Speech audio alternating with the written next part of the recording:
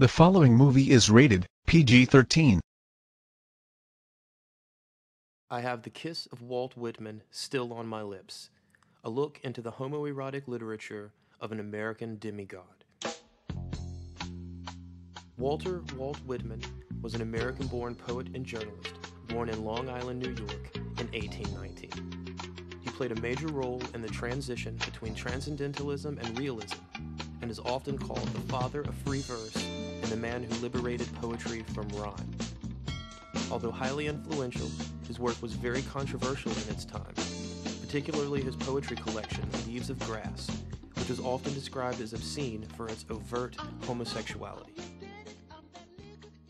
On March 1st, 1882, a district attorney from Boston named Oliver Stevens wrote to Whitman's publisher, James Osgood, to request that the production of Leaves of Grass cease on account of obscene literature. In his letter, he stated, "We are of the opinion that this book is such a book as it brings within the provisions of the public statutes respecting obscene literature, and it suggests the propriety of withdrawing the same from circulation and suppressing the editions thereof." Stevens demanded the removal and alteration of several poems, including Songs of Myself, I Sing the Body Electric, Spontaneous Me, and The Faces. Whitman rejected this censorship, writing back to Osgood, "The list whole and several is rejected by me, and will not be thought of under any circumstances." Although he was a religious skeptic, Walt Whitman was deeply influenced by deism.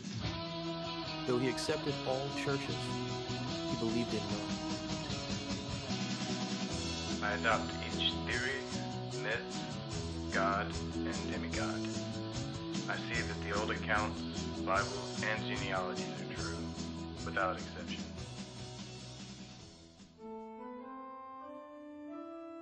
Whitman had intense friendships with many men and boys throughout his life. In a November 1855 review, Rufus Wilmot Griswold suggested Whitman was guilty of that horrible sin not to be mentioned among Christians, which was a modest term referring to homosexuality. Some biographers have claimed that he never actually engaged in sexual relationships with males, while others cite letters, journal entries, and other sources as proof of the sexual nature of some of his closest relationships. Let's take a look at some of Whitman's possible former partners.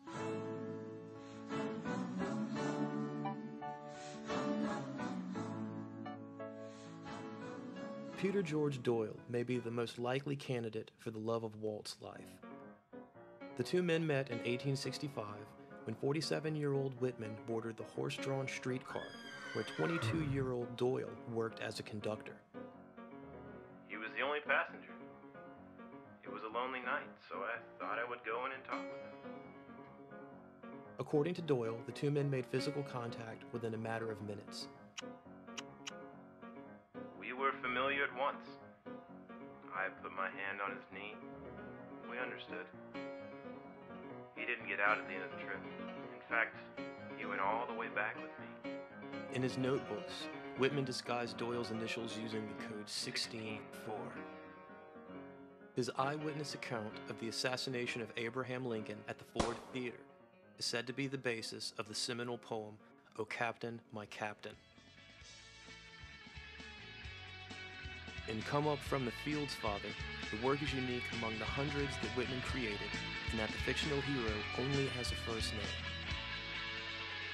Pete.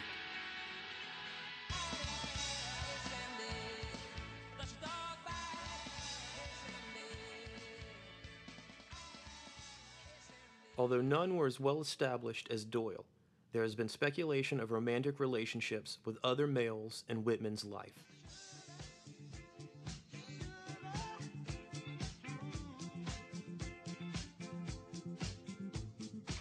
In 1924, Edward Carpenter, then an old man, described an erotic encounter he had in his youth with Whitman to Gavin Arthur, who recorded it in great detail in his journal.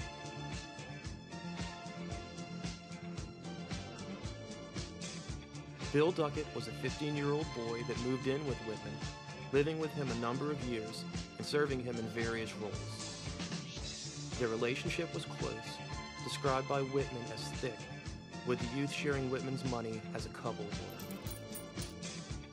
A well-known photograph of the two is described as modeled on the conventions of a marriage portrait, part of a series of portraits of the poem with his young male friends, and encrypting homosexual desire.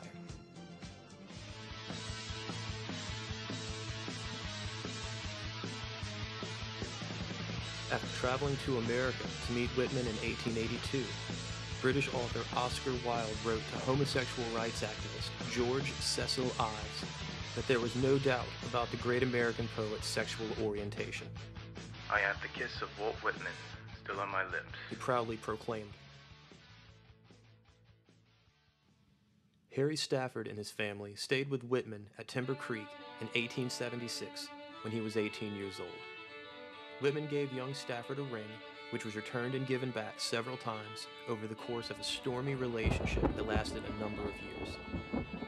Of that ring, Stafford wrote to Whitman, You know, when you put it on, there is but one thing to part it from me. That was death.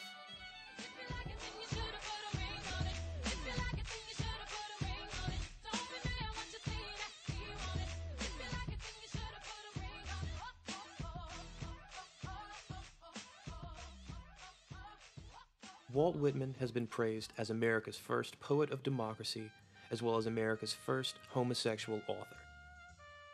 Once described by a Boston magazine as some escaped lunatic, raving in pitiable delirium, Whitman's vagabond lifestyle was idolized by the Beat movement leaders Allen Ginsberg and Jack Kerouac in the mid-20th century, as well as anti-war poets and even Bram Stoker, who used Whitman as the model for the character of Dracula.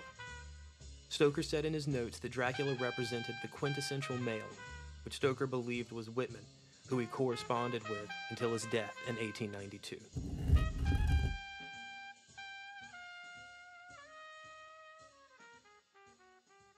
The literary critic Harold Bloom truly sums up the spirit of Walt Whitman in the introduction for the 150th anniversary of Leaves of Grass. If you are an American, then Walt Whitman is your imaginative mother and father. Even if, like myself, you have never composed a line of verse.